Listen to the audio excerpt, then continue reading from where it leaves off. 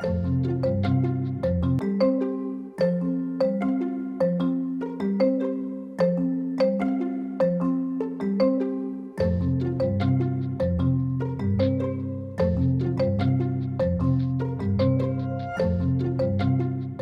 un enjeu d'assurer un retour progressif à l'équilibre, puisqu'un budget aujourd'hui est déséquilibré, il y a un déficit, c'est-à-dire qu'il y a moins de recettes que de dépenses, tout en assurant nos missions économiques essentielles. Ce PLF manque d'ambition en matière de maîtrise de la dépense. Je prends par exemple la masse salariale de l'État qui augmente cette année de 5%, c'est considérable. Il y a très peu de mesures d'économie, elles sont peu documentées, donc la marche est quand même très haute pour les prochaines années.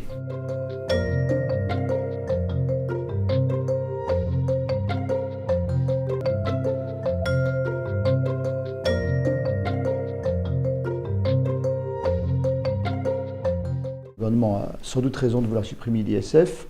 Là où on ne peut pas le suivre, c'est qu'il ressente l'impôt uniquement sur l'immobilier.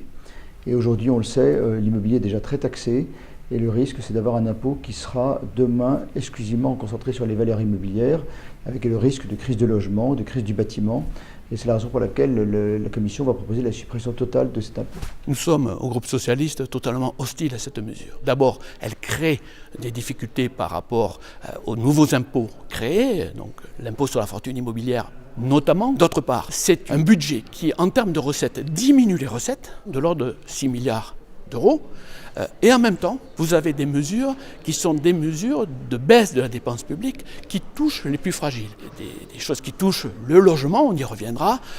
Vous avez également tout ce qui est la politique des emplois aidés, avec une diminution forte finalement des moyens donnés sur les emplois aidés. Et puis vous avez également une augmentation du prix de la cigarette, une augmentation du prix du diesel. Tout ça est compréhensible dans des politiques publiques que l'on peut partager, mais la somme de tout ça fait que les plus faibles seront totalement, très fortement touchés par ce budget et que ceux qui ont des fortunes importantes le seront beaucoup moins et plus exactement en bénéficieront.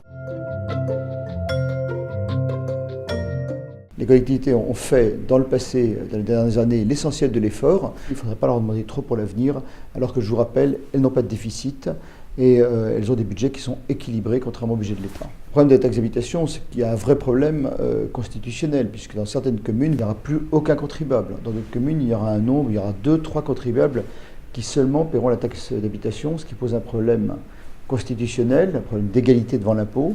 Et enfin, ça va accroître les inégalités entre communes.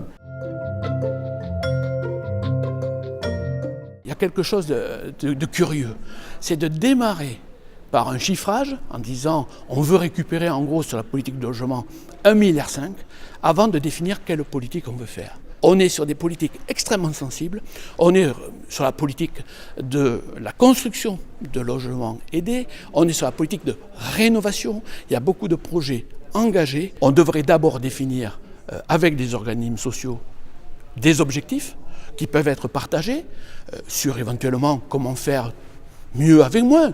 Une vieille formule, mais après tout, peut-être y a-t-il des marges de manœuvre avant d'inscrire quoi que ce soit de manière budgétaire.